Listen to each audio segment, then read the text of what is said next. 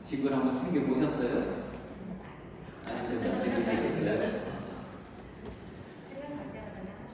생각날 때마다 하시는 분들이 있고, 우르르 넣었다가 빼는 분들이 있고, 출발하기 전에 급하게 챙기시는 분들이 있고, 스타일들이 다 다르시긴 한데, 순례 가실 때 저희가 어쨌든 버스를 타고 짐을 실어야 되고, 또 숙소도 잠깐 내려야 되고, 가지고 올라가야 되고, 그렇게 2주간 시간을 보내는 거기 때문에 짐을 적게 가져갈 수 있으면 여러분들한테 일단 도움이 될 거라는 생각이 듭니다. 그래서 이거 필요하지 않을까? 이거 필요하지 않을까? 한 번쯤은 쓰지 않을까? 라고 하는 것들은 빼고 가셔도 됩니다. 그리고 그 가이드한테 부탁하기가 불편할 수는 있겠지만 약도 거기 약 드시면 됩니다. 저희가 약을 모두 챙겨가지 않아도 내가 지금 어디가 불편해라고 하면은 그냥 약 가가지고 사 먹을 수 있는 약들이 원체 많기 때문에, 그래서 꼭 드셔야 되는 약들이 있잖아요. 내가 매일매일 챙겨 드셔야 되는 약들 말고 혹시나 쓸지 모른다라고 생각하는 것들은 굳이 챙기시지 않아도, 그리고 내가 혹시나 쓰지 않을까 싶은 것들은 가방에서 빼는 걸로 하겠습니다.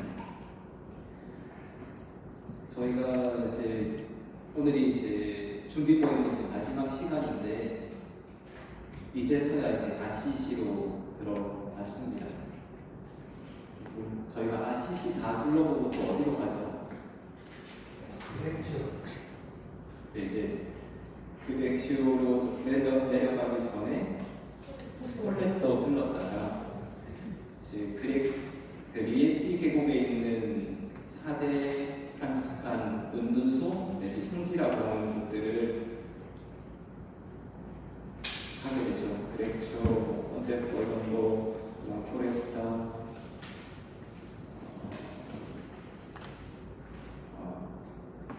오조, 부스토네, 이렇게 4개가 리에티 계곡에 있는 4대 이제 프랑스칸 성지라고 하는데, 오늘 저희가 아시시만 하더라도 이야기할 것들이 꽤 많을 것 같습니다.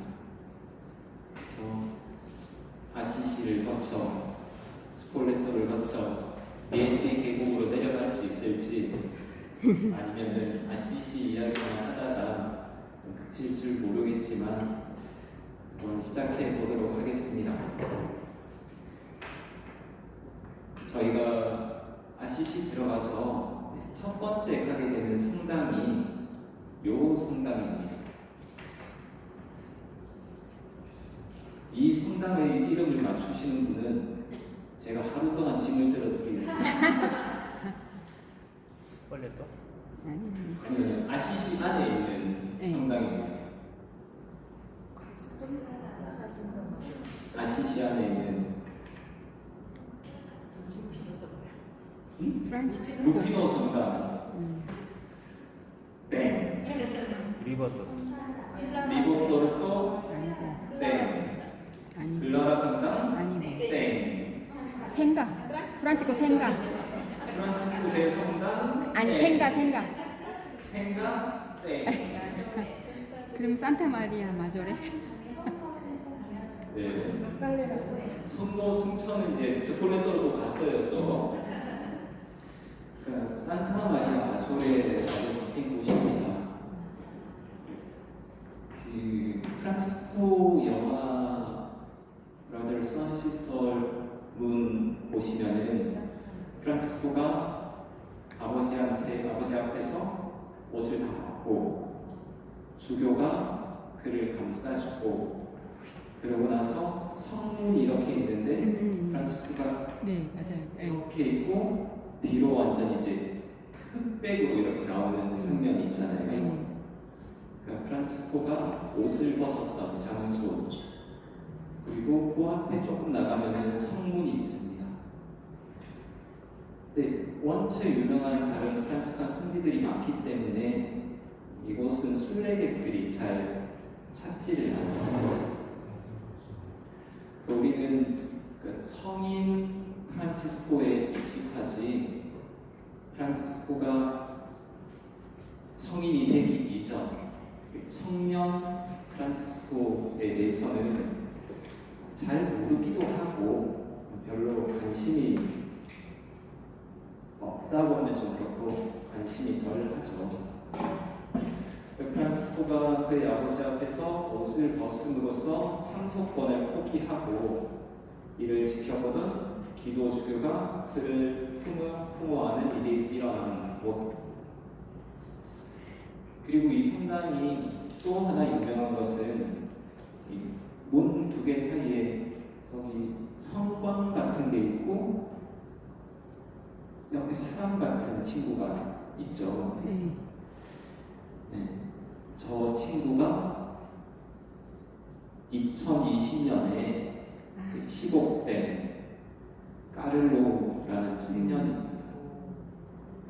혹시 이름 들어보셨나요? 네. 곧 시성된다고 하던데. 네, 시성되죠. 네. 9월 7일 날 시성된다. 네, 지르로스가 네. 까를로가 네. 그러니까 저 친구가 15세 급성 백혈병으로 이제 세상을 떠나는데요.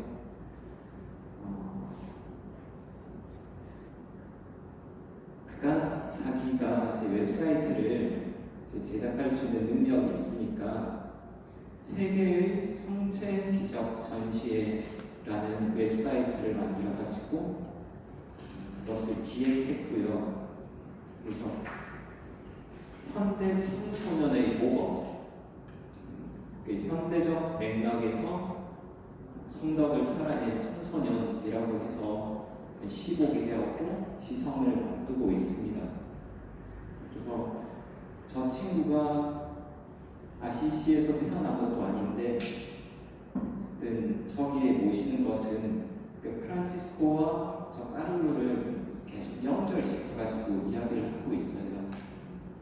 프란치스코는 그 시대에 성덕을 살아낸 것이고 까를로라는 이 친구는 이 시대에 그것을 살아낸 친구다라고 얘기를 합니다. 그래서 제가 이제 복자고 곧 있으면 이제 성인이 되겠지만 15의 이 분한테 약간 복자 누구누구 성인 누구누구 이렇게는 제가 입이 잘 안 떨어지더라고요. 저는 이 친구라고 하는데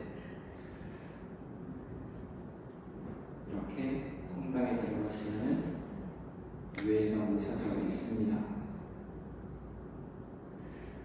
런던에서 태어났고 밀라노에서 살았는데 왜 아시시로 와서 아시시에서 시복을 하고 이럴까? 이렇게 왈가왈부 말들이 많았던 것 같아요. 그런데 그의 삶이 프란치스코 성인의 영성과 닿아 있다라는 얘기를 합니다.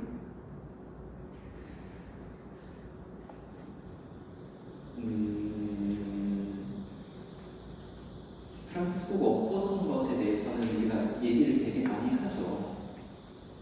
그런데 우리가 잊지 말아야 할 것은 기도 주교의 말과 행동에도 성령이 역사한다는 사실입니다. 그러니까 프란치스코를 자신의 외투로 덮어주는 기도 주교는 교회의 구성과 모성을 잘 보여줍니다. 동시대 복음 운동과 비교했을 때 프란치스칸 운동의 두드러진 면모는 교회 안에 머물러 있었다인데요.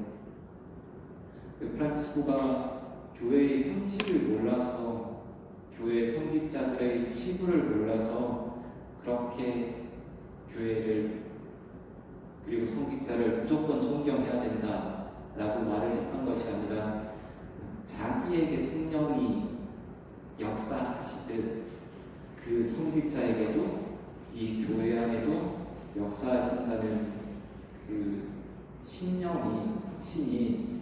있었기 때문입니다. 그래서 아시시 대성당 이제 상부 성당에 가시면은 이제 조또가 그려놓은 조장면을 가지고 프란치스코 옷을 벗는 장면을 가지고 그림을 그려놨는데 그 눈이 향하고 있는 곳은 이렇게 하느님의 손이거든요. 그래서 저것을 보시면서 그 그림을 이해하시면은 훨씬 더 좋지 않을까 싶습니다. 아버지 앞에 옷을 벗고 다 내놨어요. 이거 불효입니까? 불효가 아닙니까? 보는 시각에 따라서 불효일 수도 있고 아닐 수도 있고. 누군가는 이런 버르장머리 없는 녀석, 배운 마음대로. 가족의 학예를 이렇게 이야기를 하는데 그 10계명의 네 번째 계명 부모에게 효도하여라는 그와 프란치스코가 그것을 부정한 것이 아니라 더 큰 가족을 염두에 두고 있다는 것. 예수님께서 보십시오, 스승님의 어머님과 형제들이 스승님과 이야기하려고 밖에 서 계십니다 할 때 누가 내 어머니고 내 형제들이냐 라고 이야기를 하시잖아요. 그래서 프란치스코도 그와 같은 맥락에서 무엇이 참으로 우리를 가족이게끔 하는가, 복음이 우리를 한 가족으로 묶어주고 있는가, 이런 것들을 생각해 볼 수 있을 것 같습니다.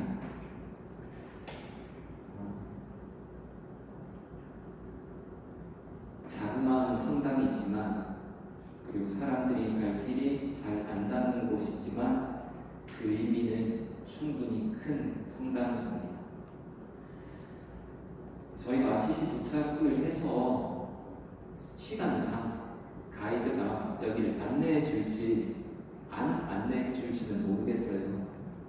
근데 여러분들이 거기 가요 라고 하시면은 가이드는 여러분들 말을 들어야 되는 분이니까 한번 갈 수 있으면 좋겠다 싶습니다.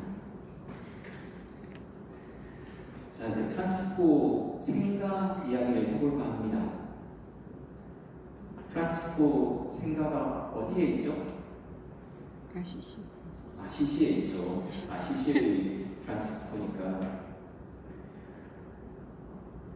프란치스코가 어디서 태어났고 어디서 성장했는지에 대해서 이야기가 한 곳으로 모이지가 않습니다. 그러니까 여기가 생가다, 저기가 생가다, 저기가 생가다 라고 주장하는 사람들이 있는 거예요. 그런데 지금은 대부분 사람들이 예전에는 성 프란치스코 피콜리노 경당이 프란치스코가 태어난 곳일 것이다 라는 얘기를 했었는데요. 지금은 그것이 잘 받아들여지지 않고요. 프란치스코의 아버지, 어머니의 집, 그러니까 프란치스코의 집, 그것을 사서 그곳에 성당을 지었을 것이다. 그래서 그곳이 프란치스코가 태어난 곳이다 라고 얘기를 합니다. 그래서 가이드가 여기가 프란치스코가 태어난 곳입니다 라고 성 프란치스코 피콜리노를 얘기할 수 있을 것 같아요. 왜 그렇게 이야기를 하냐면 이게 훨씬 더 이야기거리가 되게 되어 있거든요. 그러니까 거기 구유가 있고 마구간 같고 정말 작고 그러면은 그럴싸하게 이야기를 풀어낼 수 있는 부분이 있습니다.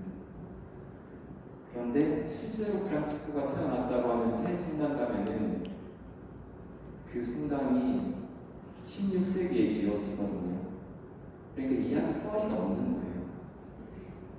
그리고 프란치스코가 갇혀 있었던 감옥이라고 하는 곳만 있고 하니까 삐꼴리노 가가지고 여기서 태어났습니다 하실 수 있지만 실질적으로는 새 성당이라고 하는 곳에서 태어났다라고 보는 것이 옳습니다.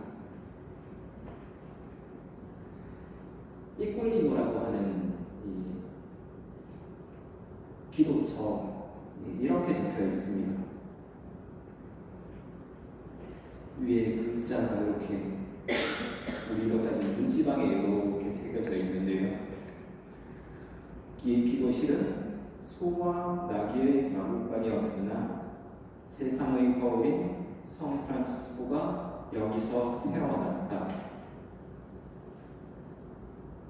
그래서 구유에서 태어나신 예수 그리스도와 구유에서 태어난 프란치스코를 이렇게 연결시키려고 합니다. 그런데 프란치스칸 정기 어디에서도 프란치스코가 마구간에서 태어났다는 얘기가 없습니다. 장고송이 어디 있지? 저기 엄마가 얘기가 안 나오니까 아무것도 가가지고 그게 정기가 13세기에 적힌 게 있고 14세기에 적힌 게 있고 15세기에 적힌 게 있거든요. 그래서 저희가 그것이 정말이라면 마구간에서 정말 태어났다라고 하면은 프란치스코가 세상을 떠나자마자 쓰였던 정기들에 당연히 쓰여야 되는데 나중에 이제 그게 적히는 거예요. 말씀하시는 부분이 분명히 프란치스칸 정기에 있습니다. 그 내용이. 그런데 초창기에 있었던 정기이지 없는 거예요. 그래서 학자들은 접근할 때 이것은 나중에 예수 그리스도와 프란치스코를 연결시키기 위해서 그 가난의 영성을 이야기하기 위해서 창작했다라고 이렇게 얘기를 합니다. 그런 정기가 있고 저런 글귀가 있으니까 여기가 프란치스코 태어난 곳이다라고 많은 이들이 이야기를 하는데 실제적으로는 그렇지 않다라고 보시면 되겠습니다.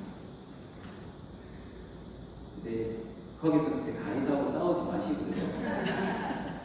그렇게 이야기하면 그래 이렇게 해주시고 속으로는 그래 재밌게 이야기해줘서 고마워 하시면 되겠습니다. 프란치스코가 태어난 자리는 지금 이렇게 성당이 세워져 있고 여기가 예전에 프란치스코의 아버지가 호목성을 했던 것이고 그래서 담벼락에 프란치스코의 아버지, 어머니 상이 있고 여기 새 성당이라고 부르는데요. 이곳이 프란치스코의 탄생지라고 봅니다. 1615년에 스페인의 왕 필리포 3세 그리고 로마 주재 스페인 대사관의 경제적 후원을 받아서 이 집을 샀고요. 거기에 성당을 건립했다고 합니다. 여기도 성당이 있고 이거나 블라블라블라블라 적혀져 있거든요. 프란치스코의 부모 집은 하느님의 성전이 되었고 그의 아버지가 프란치스코를 가둔 감옥은 여전히 볼 수 있다라고 적혀져 있습니다. 이 성당에 들어가서서 제대에 가시면은 제대에 유리 내지 아크릴로 이렇게 벽돌 바닥을 볼 수 있게 되어 있는데요. 그곳이 프란치스코가 태어나고 지냈던 곳이라고 얘기를 합니다. 그리고 철창이 있고 한 청년이 거기서 기도하고 있는 약간 작은 감옥 같은 것이 성당 안에 있는데 꼴리뇨 가가지고 옷감 팔고 말 팔고 왔을 때 아버지가 가두었던 곳이라고 하고 그래서 밖에 나오면은 아버지는 옷감을 들고 있고 어머니는 그 한쪽 큰 쇠사슬을 들고 있는 조각상을 만나실 수가 있습니다. 이쪽에 이 양반들이 지금 막 모여 있는 데 있잖아요. 저분들이 모여 있는 데가 조각상이 있는 곳입니다. 프란치스코가 옷 벗었던 곳, 그리고 태어난 곳 봤고요. 그 다음은 이 성당은 무슨 성당일까요?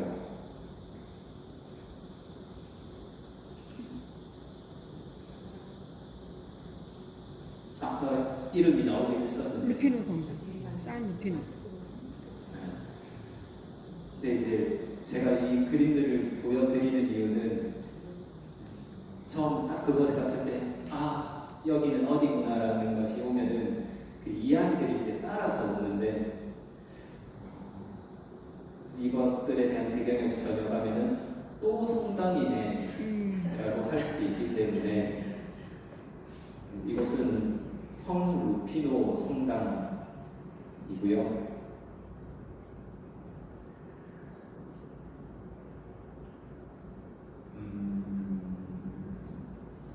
아시시의 주교자 성당입니다. 프란치스코와 글라라가 세례를 받았다. 우리는 이제 세례대에서 보통 봤지만 예전에는 세례단이라고 해가지고 물에 이렇게 침례해가지고 이렇게 세례를 받았잖아요. 그래서 들어갈 수 있는 세례단이 있는 곳입니다.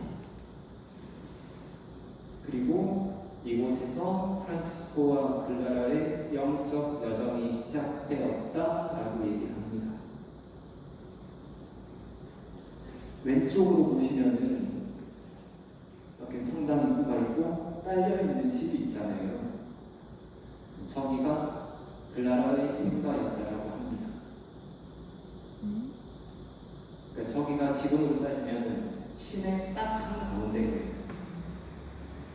글라라는 아시시에서도 귀족들 가운데서도 급이 높은, 그래서 시내 중심지 야목집에 사는 딸이었고, 프란치스코는 돈은 있지만 상인 계급으로서 저 아래 살던 청년이라고 보시면 됩니다.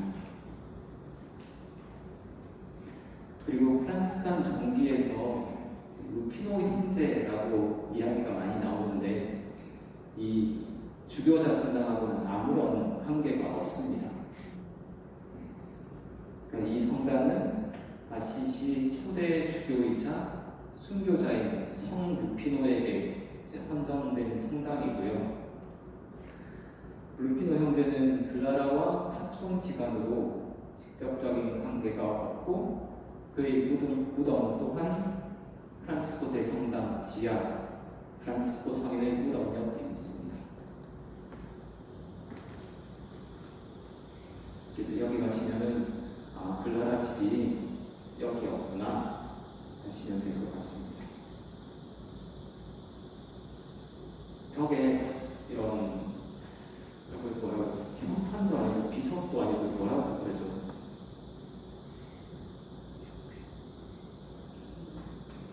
이런 게 그냥 붙어 있습니다. 그래서 뜻은 소녀 글라라가 이곳에서 태어나고 자란 곳이다 정도로 보시면 될 것 같습니다.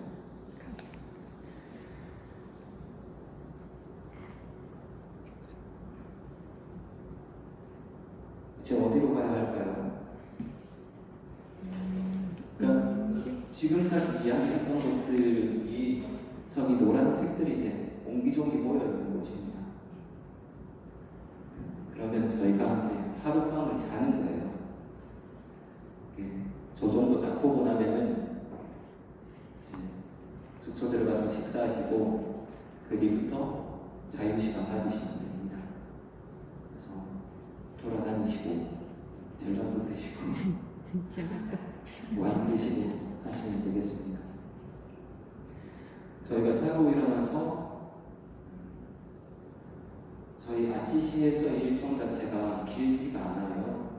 그래서 조금 전에 말씀드렸던 것이 이제 오후 일정이 되고 그 다음날 성 프란치스코 대성당, 글라라 대성당, 산 다미아노, 리보토르토, 포르지우골라 요렇게 한 바퀴 돈다라고 생각을 하시면 되겠습니다.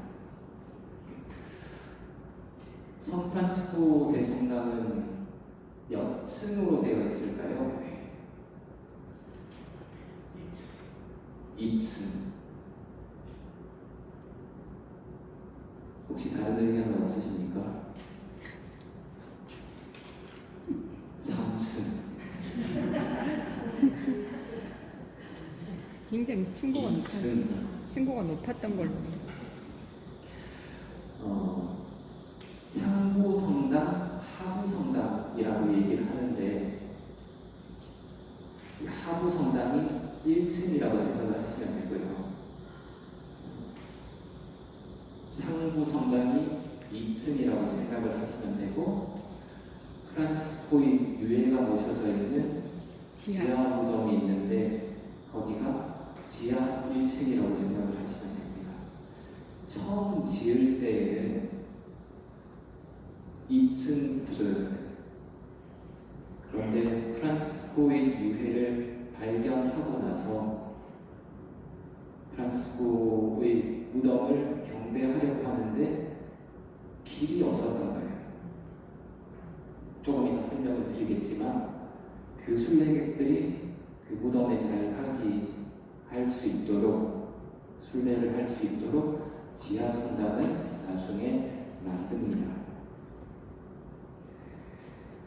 저희가 아시시 대성당, 프란치스코 대성당을 앞쪽에서는 많이 보는데 저쪽에서는 볼 일이 별로 없거든요. 제가 드론을 띄워서 볼 수 있는 것이 아니기 때문에 지금 저희가 정면 파사드라고 하는 데가 저 끝에 있다라고 생각을 하시면 되고요. 성당이 저쪽 한 데서 이쪽 올라있는 탑 있는 데까지가 성당이라고 보시면 되고 그 안쪽으로는 수도원이라고 보시면 됩니다. 차들이 많이 주차되어 있죠. 형제들의 차.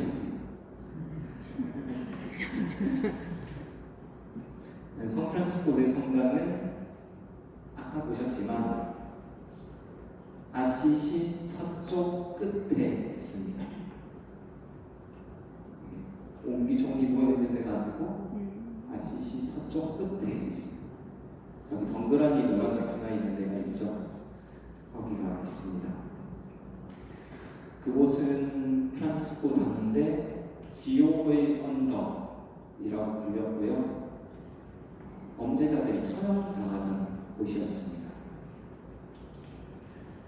프란치스코 전기에 등장하지 않는 내용이지만 14세기에 어떤 글을 보면 하루는 복되신 프란치스코가 아시시의 아래쪽 언덕을 지나는데 벽돌들이 무너져 내렸다. 그런데 프란치스코는 이 영상을 대수롭지 않게 여겼다. 이를 이상하게 여긴 동료가 묻자 성인이 이렇게 대답하였다. 이곳은 지금 지옥의 언덕이라 불리지만 언젠가는 천국의 문, 낙원의 입구라 불릴 것입니다. 그래서 사람들이 지금은 저것을 낙원의 입구라고 부릅니다.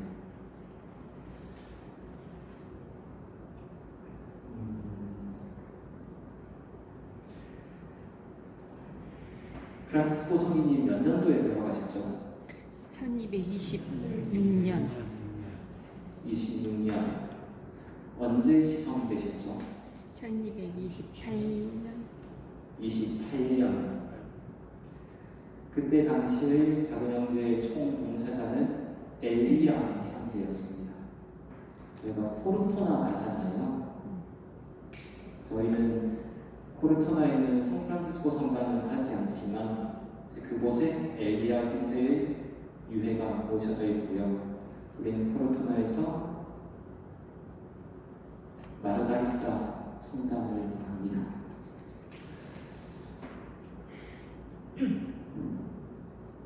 교황은 1528년 프란치스코가 묻혀 있던 성 조르도 성당에서 프란치스코를 시성하였고 그 다음날 식사를 통해서 이 성당을 짓도록 합니다.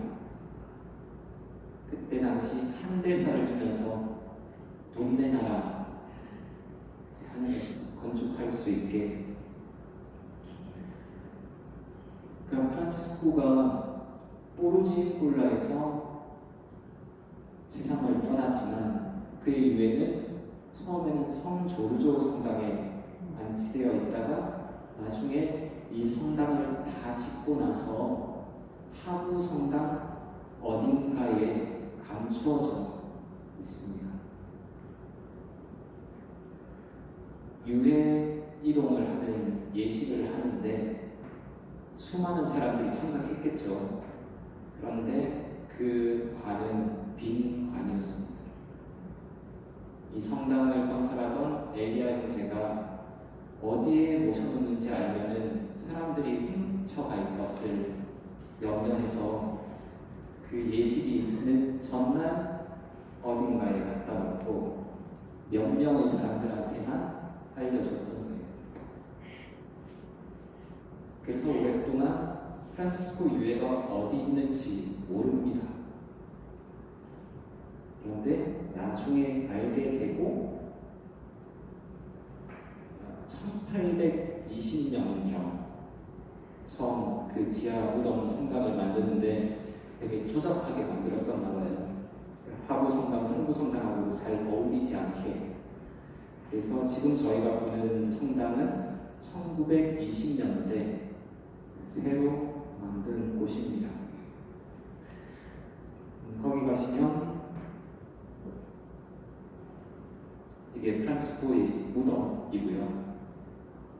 이 주변으로 초기 동료들 루피노, 안젤로, 마세오, 레오의 무덤이 있고 이 무덤 경당 들어가는 그 계단에 야고바 부인의 무덤이 있습니다.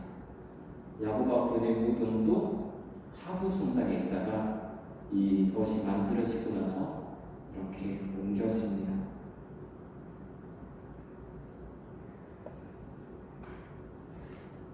여기는 하부 성당 중앙 제대입니다.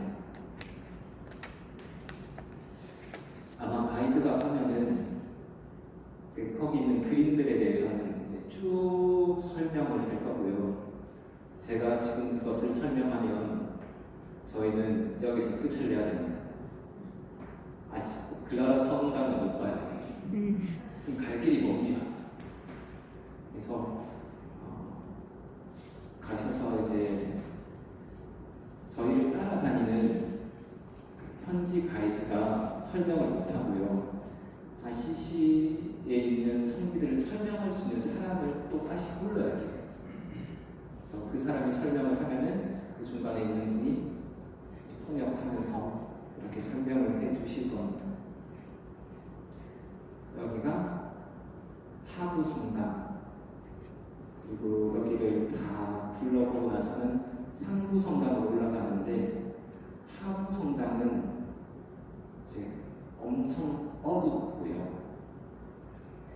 스테인드 글라스가 많이 없습니다.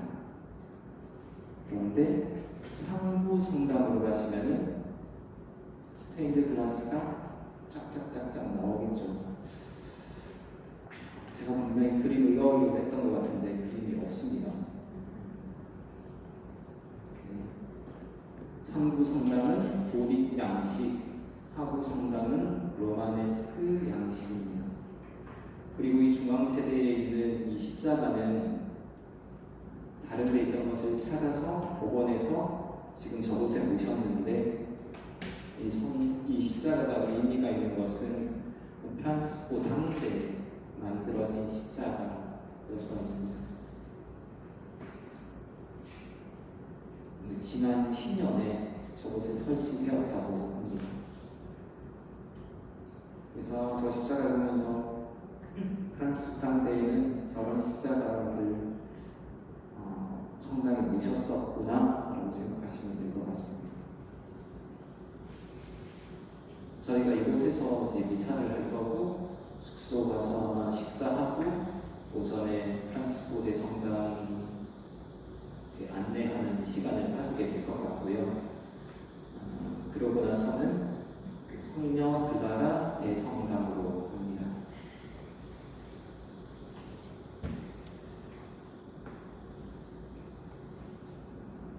성녀 글라라 대성당 가면은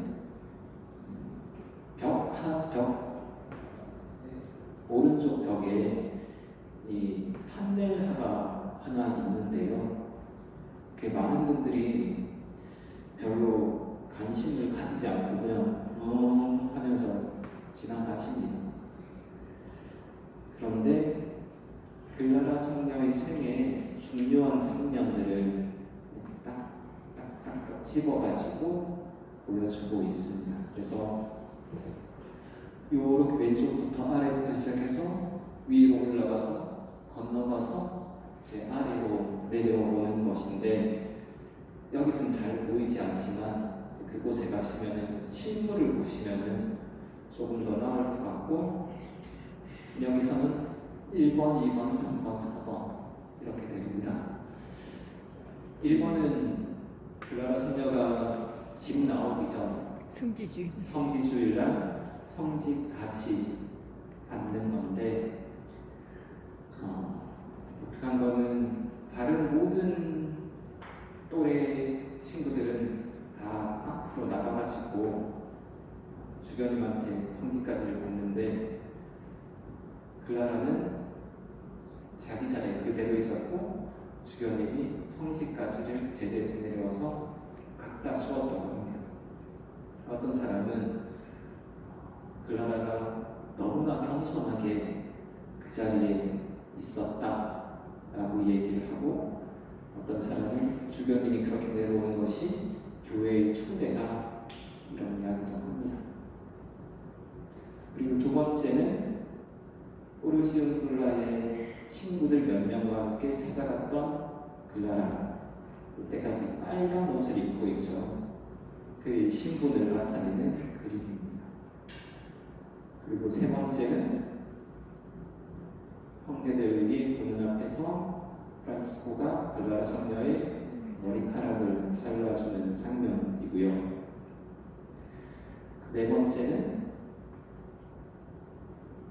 글라라 성녀가 제대를 잡고 있고 왼쪽에 상촌이 끄집어 내려고 하는 장면입니다. 글라라 성녀와 관련돼서 우리는 글라라 성녀가 상다미아노에서 오래 살았고 세상을 떠난 다음에 성녀 글라라 대성당으로 왔다라고 생각하는데, 오르지온굴라에서 처음 저렇게 삭발레를 한 다음에 바로 산 다미아노 성당으로 갔던 것이 아니라 베네딕토 수녀원 두 곳을 거쳐서 산 다미아노로 가게 됩니다. 그러니까 이 네 번째는 글라라 성녀가 바스티아에 있는 베네딕토 수녀원에 있을 때고요. 이 다섯 번째 장면은 글라라의 동생 아네스가 성 안젤로 디 판초 수도원이라는 곳에 머무는데, 글라라도 갔는데 아네스도 따라가니까 이제 아버지가 더 화가 나가지고 무리들을 끌고 와서 끄집어 내려고 하고 때리려고 하는데 그 손이 이렇게 허공에 딱 멈춰져 있는 장면입니다. 그리고 여섯 번째는 빵 한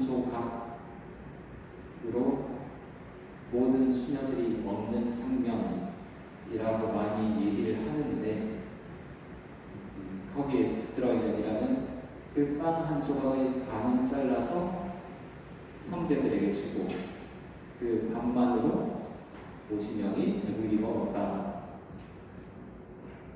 그런 얘기가 있습니다.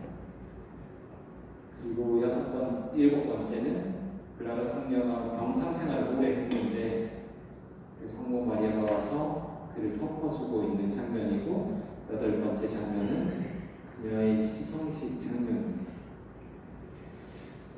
이 그림 하나에 그녀 생애의 중요한 이야기들이 들어있거든요.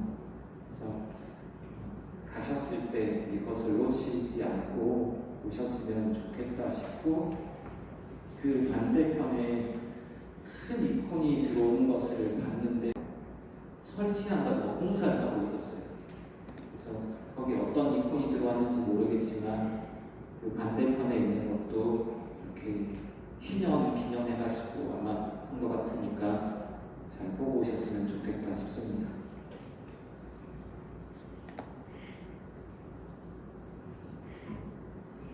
이 성당은 무슨 성당일까요? 클라라 성당. 클라라. 그러니까 저희가 멀리서 드론을 띄워서 볼 수 없기 때문에 클라라 성당도 입구만 이렇게 보기가 쉬운데 저 멀리서 보면은 성당이 왼쪽 편에 이렇게 있고 이 안쪽으로는 다 수도원 건물이라고 보시면 되겠습니다.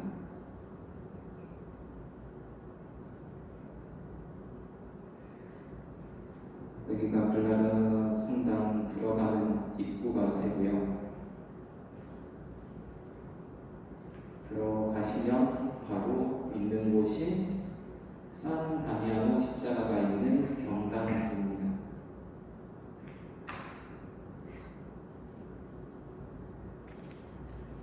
프란치스코의 유해가 안치되었던 곳, 그리고 성녀 클라라의 유해가 안치되었던 곳입니다.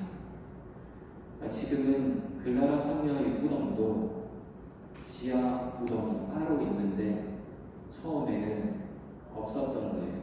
여기를 안치했었습니다. 근데 1820년대 작은 형제에서 사분이 무덤을 지하에 만들었잖아요.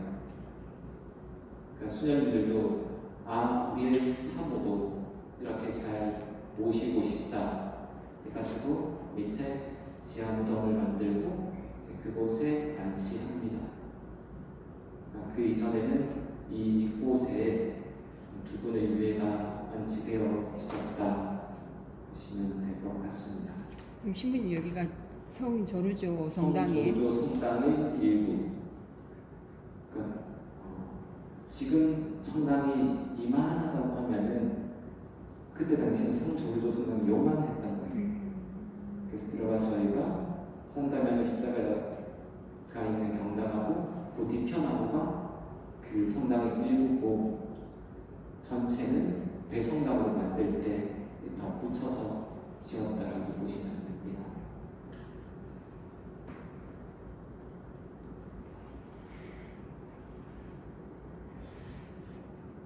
그리고 이 성당의 중앙 제대에는 이런 모양의 십자가가 있는데요. 얘하고 큰 차이가 나죠. 그 영광의 십자가라고 얘기를 하고 고통의 십자가라고 얘기를 합니다. 다미아노 십자가는 프란시스코와 클라라 성령 이전에 만들어진 십자가고 이 이콘형 십자가는 클라라 수녀회의 원장이었던 자매가 외주를 줬다고 해야 되나? 의뢰를 해가지고 클라라 성녀가 돌아가시고 나서 곧 만든 십자가입니다. 샌프란시스코 성당 갔다 오셨고 성녀 클라라 성당 갔다 오셨고 그 다음에 저희가 갈 곳은 산 다미아노입니다. 그러니까 서쪽 끝에 샌프란시스코 대성당이 있었고 이 노란 점 많은 곳에서 아래쪽에 있는 것이 성녀 클라라 대성당이고요. 저기 아래는 산 다미아노입니다. 그러니까 산 다미아노는 성 밖에 있었던 거예요. 그러니까 지금 노란색이 모여져 있는 것들 있잖아요. 저기만 이전에 성이었습니다. 그러니까 아시시 프란시스코 대성당에 이어서 만들어진 것도 서쪽 언덕 끝이었고, 그리고 산 다미아노도 성벽 외곽에 있는 거죠. 그 당시 성벽 외곽에 있다는 것은 나의 안전이 보장되어 있지 않다는 뜻입니다.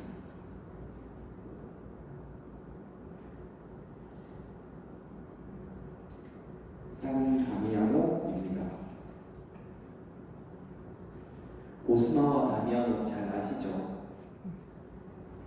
모르시나요? 그 의사 형제 중 한 명. 프란치스코가 찾았을 때는 거의 폐허에 가까웠고, 이 그림을 보시면은 이 대칭이 잘 맞습니까? 안 맞아요. 저희가 건물을 지으면은 가운데다가 보통 창을 하잖아요. 근데 이 창이 가운데 있지 않고 한쪽으로 이렇게 쏠려 있습니다. 그러니까 산 다미아노 성당은 저 노란색 창, 둥근 창 좌우에 있는 자그마한 경당이었고, 글라라 성녀가 살게 되면서부터 확장되었다라고 보시면 되겠습니다. 출입구는 어디였을까요? 성당 출입구. 글라라 성녀가 살았을 때 성당 출입구. 응? 왼쪽? 아, 사람들 서 있는데 제가 그러면 안 물어봤겠죠. 둥근 창 위에 문 하나 있죠. 저기가 외부랑 통할 수 있는 유일한 문이었습니다. 어떻게? 사다리 놓고. 예. 한 번 들어가면 죽을 때까지 나오지 않는다. 그 프란치스코가 얻어먹으면서 구걸을 하면서 하느님의 자비를 체험했다면, 글라라 성녀는 형제들이 얻어서 가져다 주지 않으면 사람들이 그들에게 뭔가를 주지 않으면 죽는 겁니다. 그래서 형제들이 살아낸 그 가난의 모습과 글라라와 그의 자매들이 살아낸 가난의 모습이 조금 다르다는 것, 이렇게 생각을 하면 좋을 것 같습니다. 이 안내에 그냥 이 루트를 따라가면서 제가 기억나는 것들을 쭉쭉쭉 적어놨는데, 그것들을 이제 읽어보시면 될 것 같고요. 글라라 성녀가 침실이었고, 그녀가 세상을 떠난 곳,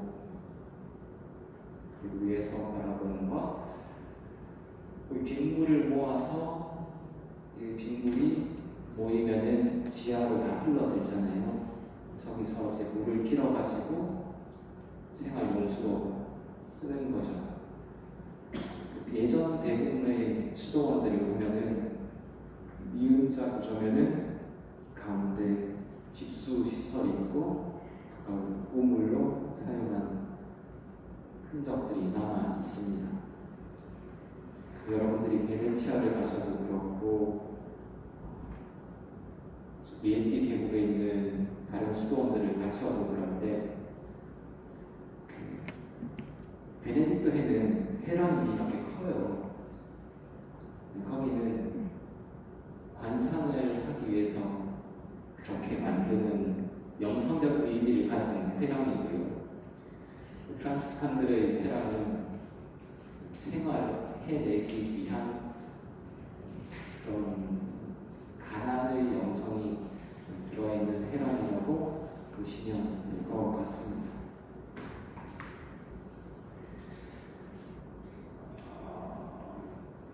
처음 가시면은 예로니모 경당 나오고, 십자가 경당 나오고, 성 다미아노 성당 나오고, 속이 글라라의 수녀들이 유해를 안치한 무덤 나오고, 글라라 성녀와 수녀들의 기도처가 나오고, 2층으로 올라가면 성녀 글라라의 작은 정원이 나오고, 성녀 클라라 경당이 나오고, 글라라 성녀와 자매들의 침실, 그리고 그곳에서 성녀가 선종했고, 그곳을 나오면은 태양의 창가 갤러리가 있습니다.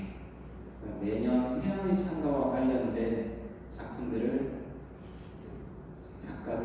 작품들이 계속 바뀌면서 이렇게 전시가 되거든요. 그래서 한번 쭉 보시고 보면 될 것 같습니다. 그리고 다시 1층으로 내려오면은 아까 그 회관이 있고 수도원 식당이 있습니다. 그라가 성녀가 식사했다고 하는 자리에 보통 작은 화분을 하나 가져다 놓고요. 그리고 성녀가 십자성호를 그으며 기도하자 그곳에 있던 빵 하나하나에 십자가 표시가 나타났다는 그 전설을 표현하는 그림이 그 수도원 식당 안에 있습니다. 그래서 많은 분들이 뭐 있네? 하면서 좀 지나가시거든요. 근데 1층에 있는 그 식당도 의미가 있는 곳이니까 놓치지 않으셨으면 좋겠다 싶고요. 싼 가면과 저기 있다면은 더 아래로 내려와서 6시 방향 쪽에 있는 곳이 리보토르토입니다. 리보토르토 기억나세요? 어딘지? 당나귀지. 당나귀시 맞습니다. 이곳에 가면은 프란치스코가 불마차를 타고 나타났다는 환시와 관련된 왼쪽에 그림이 있고 오른쪽에는 무슨 왕이었는지 제가 기억이 안 나는데 가난을 사는 프란치스코와 세속 권력을 다 가진 어떤 왕의 행렬을 이제 상징하는 그런 그림이 있습니다. 그리고 그 아래에 보면은 이곳이 작은 형제들의 시초 보금자리라고 하는 글귀가 이렇게 있습니다. 이 안에 얘를 이제 성스러운 오두막이라고 부르거든요. 그러니까 형제들이 이렇게 기도하고 있는데 아까 말씀하신 당나귀를 몰고 와서 야 우리가 이렇게 좋은 곳이다 하면서 프란치스코를 쫓아내죠. 그래서 프란치스코가 포르지오폴라로 이동하게 됩니다. 이 안에 보시면은 그 형제들 한 명 한 명이 사용한 공간들이 있는데 그냥 문지방에 십자 표시 하나 해놓고 땅바닥에 이렇게 자는 겁니다. 그리고 지금 가면은 프란치스코가 누웠던 자리라고 해서 그 뭐라 그러죠? 미라처럼 만들어 놓은 거.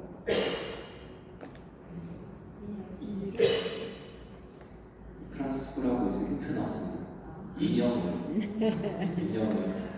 그래서 놀리지 마시고 그렇게 형제들이 있었던 곳을 기억하기 위해서 되어 있다는 것. 이 공사를 찾는 순례객들이 많았고 이곳을 보호하기 위해서 위에 성전이 세워졌다라고 보시면 되고요. 포르지온폴라도 똑같은 겁니다.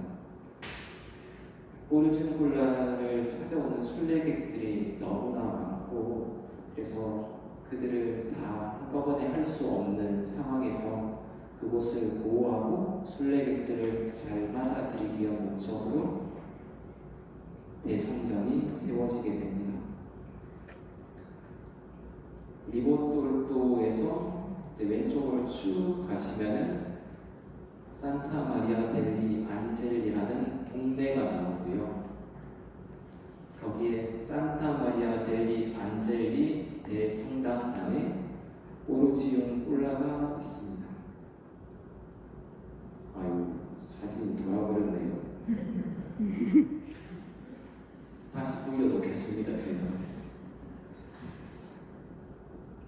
포르지온폴라는 프란치스코가 그의 회개 초기 수리한 세계 성당 가운데 하나로 지금 성마리아 대성당 내부에 있는 작은 경당을 일컫습니다. 포르시움 꼴라는 한 몫을 뜻하고요.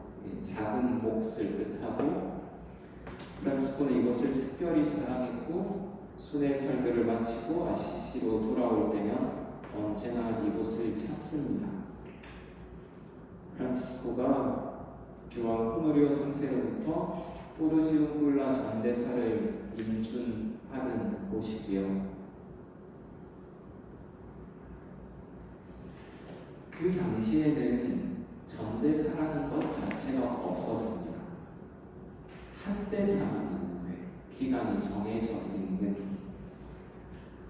그리고 그것은 성당에 큰 물질적인 도움을 주어야만 주어졌습니다.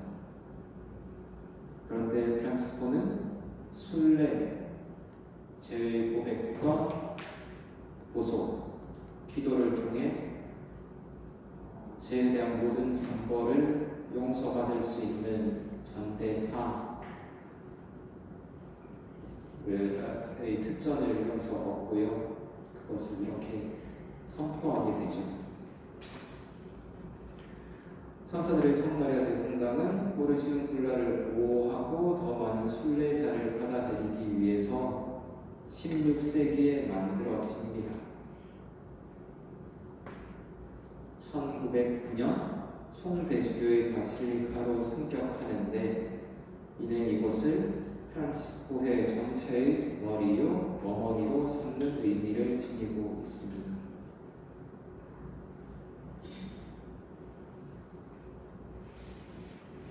천사들의 성마리아 대성당 입구라고 보시면 되고요.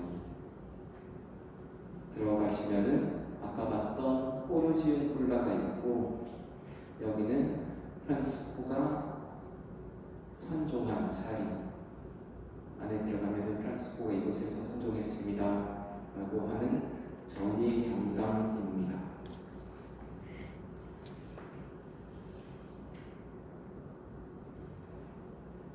이곳은 장미 경당 안에 있는 프레스코아 중 하나인데요. 프란치스코가 전대사 얻고 싶어요 하면서 기도하고 있는 장면입니다.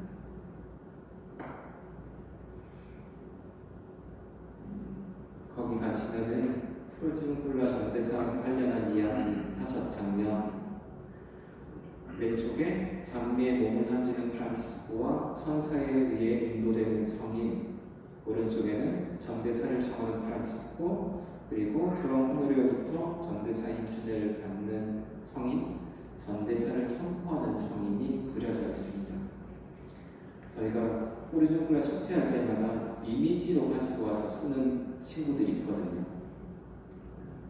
여기 이렇게 다 그려져 있다라고 생각을 하시면 되니까 장미 정원을 지나서 바로 오른쪽에 장미 경당이 있는데 우리는 많은 경우 몇 명이 서가지고 길을 막고 있으면은 숭 지나가고 기념품 가게로 바로 가버려요. 그래서 장미 정원 지나자마자 있는 그 경당 안에 포르시움 굴라 전대사와 관련된 그림이 있으니까 그것을 놓치지 않고 보셨으면 좋겠다 싶습니다.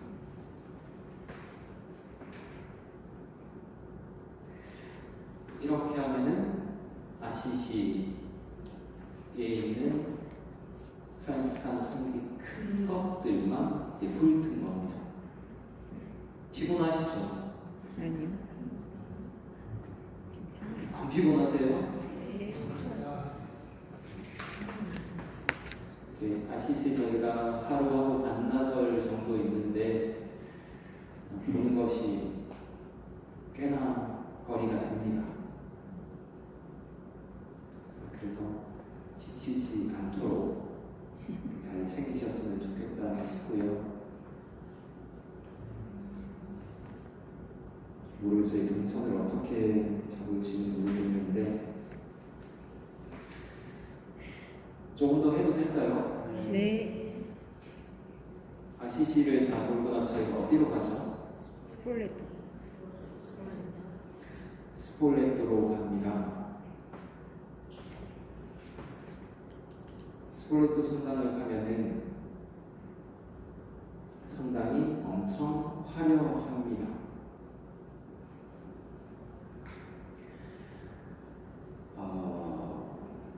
축복하는 그리스도 모자이크 딱 아래에 보면은 천국의 문이라는 문이 있는데요. 그게 정말 정교하게 조각이 되어 있습니다. 지나가시면서 그래 들어가보자 숭 지나가지 마시고 그게 왜 고전주의의 최고 걸작이라고 불리는지 이렇게 한번 보면서 지나가셨으면 좋겠다 싶고요. 저희가 이 성당을 간 이유는 여기에 동정마리아의 생애라고 하는 필리포 립비 작품이 있는 것 더하기 프란치스코가 레오 형제에게 준 편지 손수 적어준 편지 원본이 있기 때문입니다. 근데 어느 해에 가면은 원본이 없고요 사본이 나와 있을 때도 있습니다. 어떤 행사를 위해서 원본을 이제 모시고 가면은 사본을 놓을 수밖에 없고 거기에 설명들이 적혀 있는데 올해는 원본이 여러분들이 가시니까 원본이 있을 거라고 생각합니다.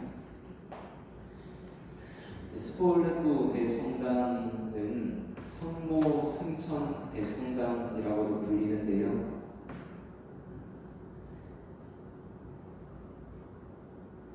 이 그림상으로는 잘 보이지 않지만 거기 가서 보시면은 와 하게 됩니다. 그 필리포 립비라는 사람은 피렌체에서 저희가 오피치 갔을 때 그 가이드가 아마 설명을 막 해줄 때 이게 필리포 립비 작품입니다. 필리포 립비 작품입니다. 그래서 우리한테는 익숙하지 않을 수 있는 이름이지만 레오나르도 다빈치, 미켈란젤로 그 친구들과 급을 같이 하는 사람이고 그는 이곳에서 이 작품을 그리다가 세상을 떠나고요. 그리고 피렌체에서 돌아와 하지만 그의 유해는 이곳에 남아 있습니다. 가서 이들의 표정 이렇게 놓치지 않고 천사들 표정이 다 다르고요. 하여튼 꽤나 대단합니다. 그러니까 천상무의 대관식을 주제로 한 작품입니다. 그러니까 성모 승천 성당이잖아요. 성모 마리아의 생애와 관련된 다른 그림들도 있는데 이것이 핵심. 이것이 프란치스코가 레오 형제에게 준 편지의 원본이고요. 프란치스코의 필체가 어떻습니까? 별로 안 좋아했어요. 별로 안 좋아요. 안 보이세요? 멋있어요. 무조건. 멋있어요. 무조건 멋있어. 그 레오 형제에게 보낸 편지 잘 아실 텐데 내용이 레오 형제, 그대의 프란치스코 형제가 인사하며 평화를 빕니다. 나의 아들, 나는 그대에게 어머니로서 말합니다. 우리가 길에서 함께 이야기를 나눈 모든 것을 간단하게 이 글로 정리하여 권고합니다. 형제에게 이렇게 권고하니 의견을 물으러 나에게 올 필요가 없습니다. 즉 주 하나님을 기쁘게 해드리고 또 그분의 발자취와 권한을 따르는 데 있어 그대가 보기에 어떤 더 좋은 방법이 있으면 주 하나님의 축복과 나의 허락으로 그렇게 하도록 하십시오. 그리고 그대의 영혼을 위하여 그대에게 또 다른 위로가 필요하여 나에게 다시 오기를 원하면 오십시오 라고 되어 있는데요. 프란치스코의 모성 그리고 각자를 부르시는 하느님의 주도권, 형제가 응답하는 것에 대한 전폭적인 신뢰 등등이 잘 드러나 있고 그래서 프란치스칸 자유의 대행장이라고 부르기도 합니다. 이제 저희가 오후부터 시작해서 그 다음 날까지 그 리에띠에 있는 4개 성지를 가는데요. 포조 부스토네, 라포레스타, 그레치오, 폰테 콜롬보입니다. 이 지도로 봤을 때 포조 부스토네가 어떤 동네인 것 같아요? 이 노란 점 찍힌 데입니다.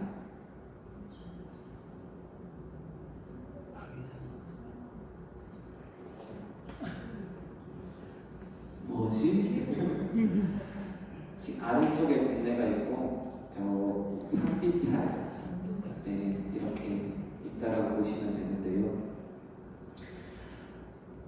프란치스칸 성지들을 보시면은 세상과 차단되어 있지 않지만 세상과 어느 정도 거리를 두고 있는, 그래서 세상에 나와서 말씀을 선포하지만 그곳에 머무르지 않고 관상할 수 있는 자리로 찾아서 가는 곳.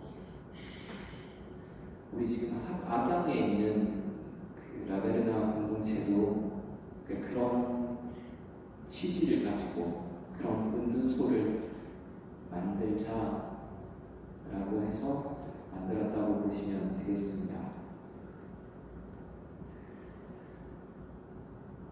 수도원이 산비탈에 이렇게 있고 앞으로 보면 쫙 뭐가 펼쳐져 있죠.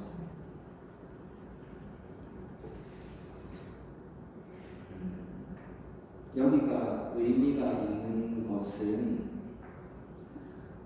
프란치스코가 선을 깨달은 곳입니다. 하느님의 선, 하느님의 무한한 선.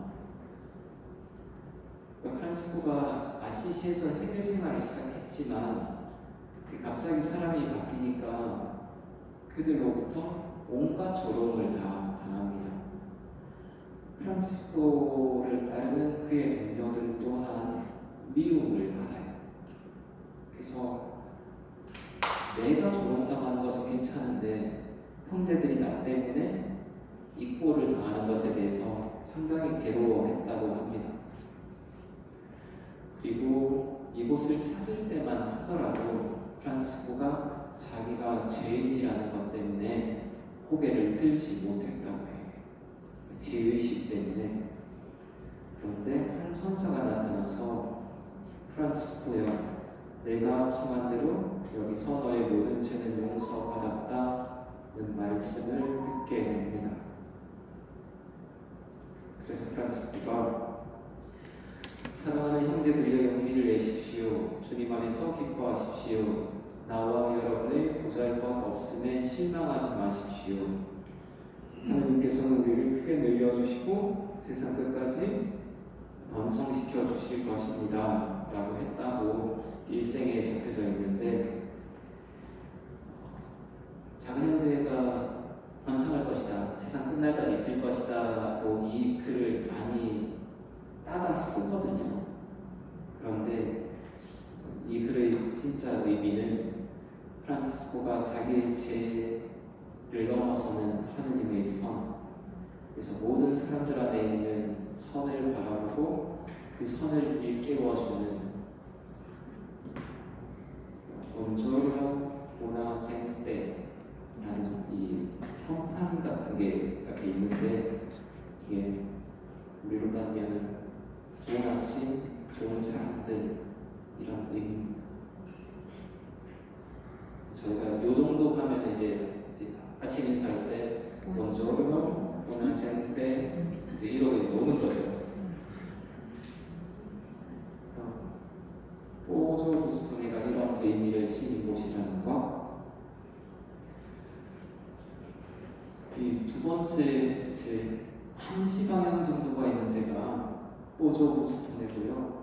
3시 방향에 정찍혀 있는 데가 라 포레스타고, 6시 찍힌 데가 폰텍 올라보고 9시에서 10시 사이에 찍혀 있는 데가 그렉시오라고 보시면 되는데, 저희가 그렉시오에서 시간을 좀 오래 보내고 싶어서 라포레스타를 할 수 있을지 안 가는 게 나을지는 그때 가서 선택을 해야 될 것 같아요. 이렇게 생각할 수 있잖아요. 뭐 다 가깝네, 이렇게 갔다가 이렇게 갔다가 이렇게 갔다가 하면 되겠네 라고 생각하실 수 있는데, 거리상으로는 멀지가 않습니다. 직선거리상으로. 근데 우리 시골길 하면은 이렇게 가야 되는 길이 있잖아요.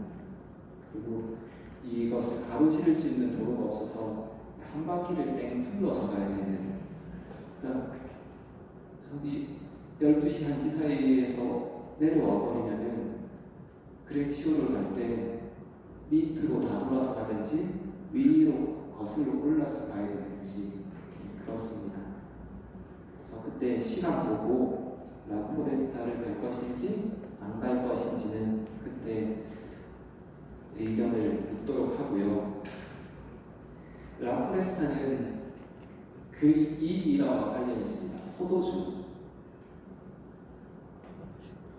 프란치스코가 성당 손님으로 이렇게 와 있는데, 사람들이 프란치스코가 왔다고 하니까 와 하면서 이제 몰려드는 거예요. 그래서 그 포도밭이 이제 쑥대밭이 됩니다. 그래서 그 사제가 너무 사망쳤다고 불만에 불만을 이렇게 하는데, 성인이 그걸 딱 듣고 자네 걱정하지 말게 라고 했는데, 그 애가 수학이 다른 애의 2배가 되었다는 일화가 이제 이야기되는 것이고요. 또 하나는 태양의 창과 전망부를 이곳에 있는 동굴에서 쓰지 않았을까? 그러니까 이곳에 머물렀을 때가 폰테콜라보 가서 눈수술 받기 직전이거든요. 그래서 눈수술을 받기 위해서 대기하고 있던 때여서 이곳에서 쓰이지 않았을까라고 주장하는 학자들도 있습니다. 그런데 더 많은 사람들이 상다미아노 문막에서 썼을 것이라고 얘기를 합니다. 이제 그렉시오로 가보겠습니다. 그렉시오는 프란치스칸에 뭐라고 이야기를 보통 하죠? 프란치스칸의 베들레헴이라고 얘기를 합니다.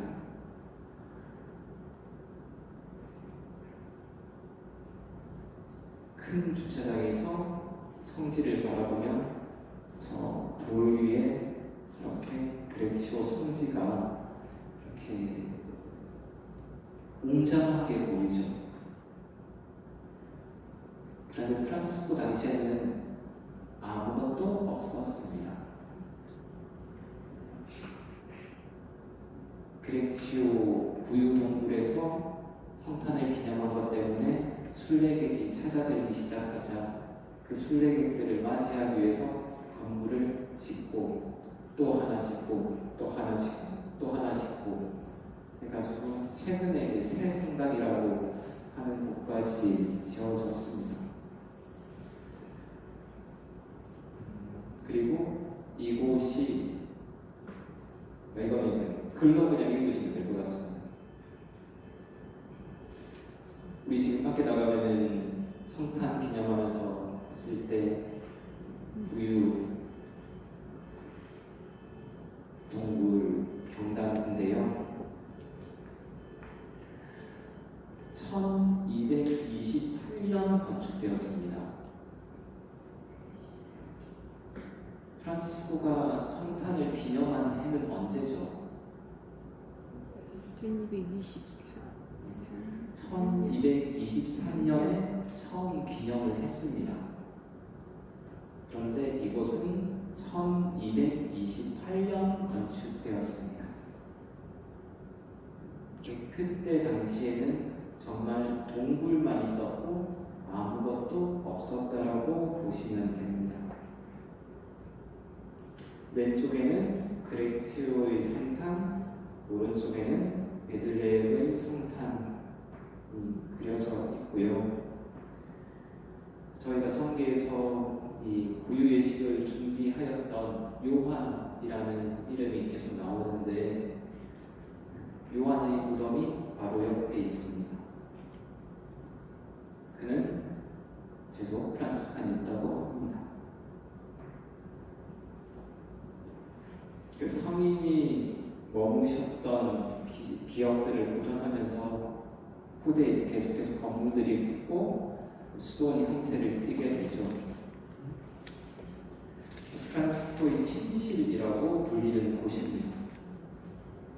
저 십자가 있는 곳이 프란치스코의 침실이라고 불리는 곳이고요. 이것은 새롭게 지은 성당입니다.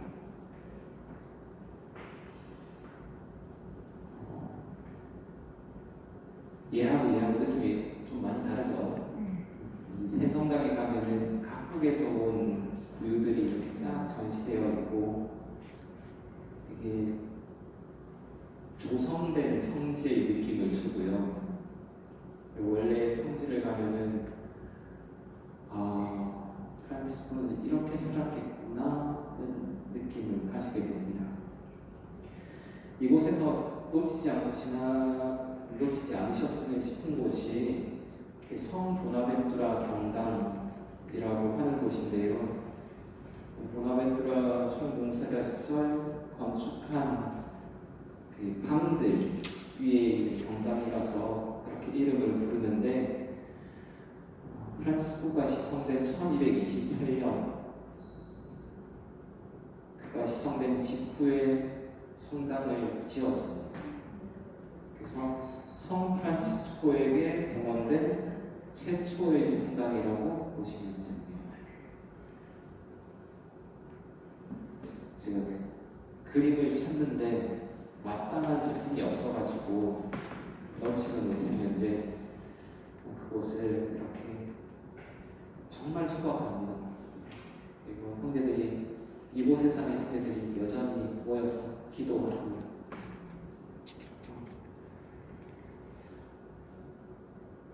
이런 느낌이 좀 들어요. 형제들은 여기서 기도하지 않습니다.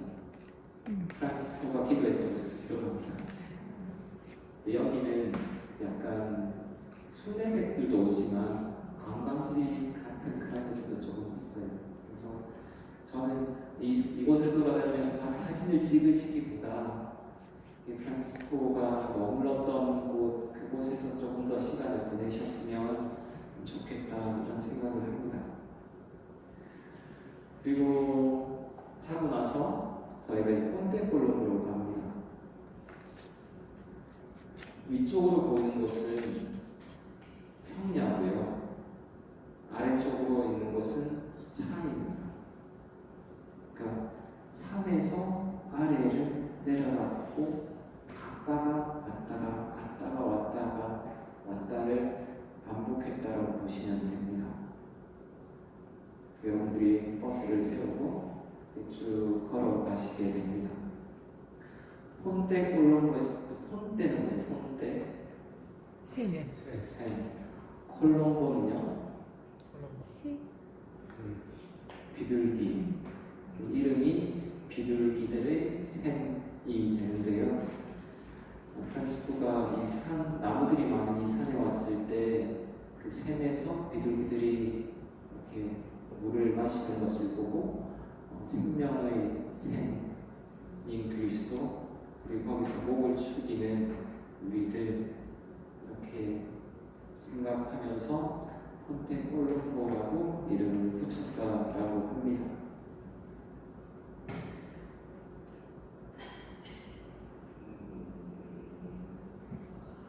(1450년에) 세워진 성당인데요. 아마 저희가 이곳에서 미사를 하게 될 겁니다. 왼쪽 편에 보시면은 프란치스코가 적은 수도 규칙 원본이 있으면은 좋았으려만 사본이 있습니다. 그리고 반대편에는 목각 두 개가 않고 보셨으면 좋겠다 싶습니다. 수도 규칙을 작성하는 프란치스코에게 발현하신 예수 그리스도 그 장면을 그린 목각 조각인데요. 떡갈나무에 나타난 예수 그리스도, 그리고 한 손은 내뻗치고 한 손은 그 감사의 감격을 느끼고 있는 프란치스코, 그리고 엄격한 수도 규칙을 반대하는 몰려왔던 형제들의 무리, 그리고 이 수도 규칙을 적다가 하늘을 바라보고 있는 레오 형제의 모습, 이런 것들이 잘 묘사되어 있습니다. 저기서 인준받은 수도 규칙을 작성을 하는데 인준받지 않은 수도 규칙이 훨씬 더 빡세거든요. 저희가 그러니까 형제들이 처음으로 간다고 했을 때 더 힘들게 살게 적으면 어떨까라는 불안감이 쉽게 살 수 있게 적어주라고 와서 탐험을 하고 있는 겁니다. 우리는 그렇게 못 살아요. 당신은 그렇게 살는지 우리는 그렇게 못 살아요. 그런 것들을 탐험하고 있는 장면들이 잘 그려져 있습니다.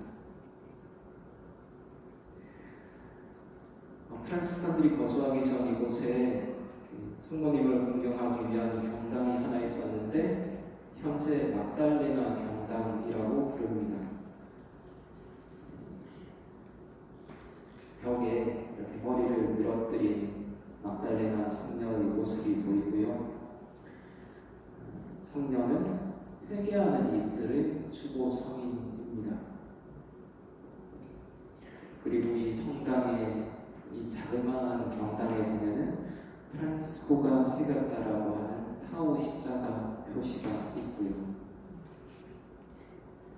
거기서 바로 나가시면은 프란치스코가 눈수술을 받았다라고 하는 곳이 있고, 거기서 아래로 내려가면은 프란치스코가 인준받은 수도 규칙을 작성했다고 하는 거룩한 동굴이 있고요.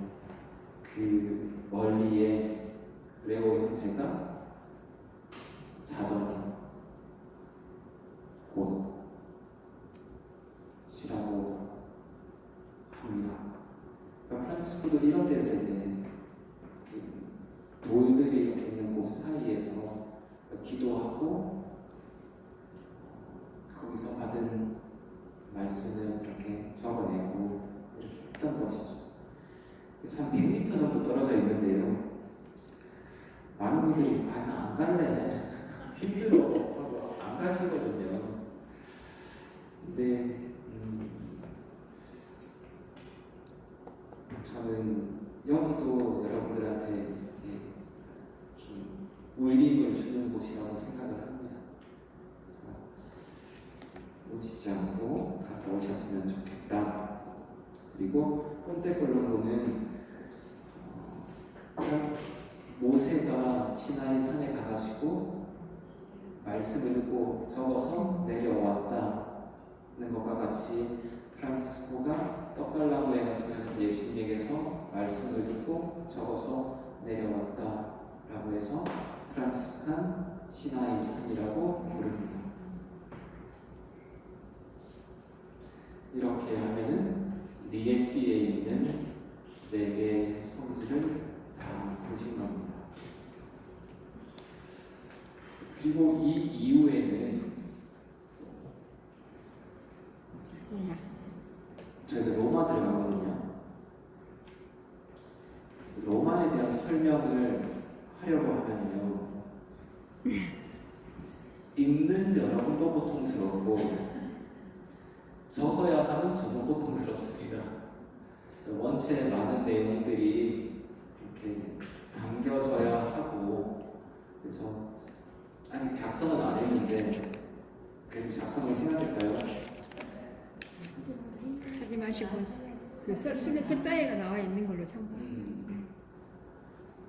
그래서 여기까지만 해주십시오. 그러니까 이게 이런저런 생각들이 들어요. 이걸 해야 되나 말아야 되나라는 생각이 들고, 훨씬 더 정리가 잘 된 자료들도 있을 터인데 싶기도 하고, 일단 하진 않았지만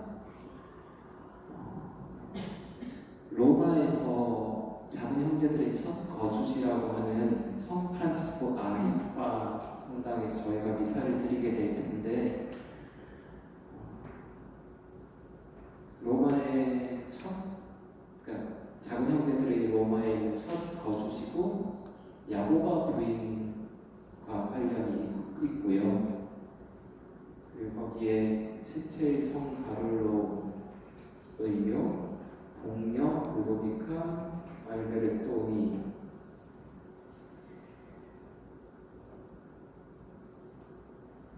가 묻혔고 그것을 그녀의 죽음을 묘사한 그러니까 그녀의 황홀경을 묘사한 베르니니 작품이 있습니다. 그래서 전 로렌조 베르니니 작품만 보기 위해서 로마를 찾는 분들도 계시니까 그 황홀경에 빠져 있는 그 모습을 내리사고로 새긴 작품도 한번 보셨으면 좋겠다 싶고요.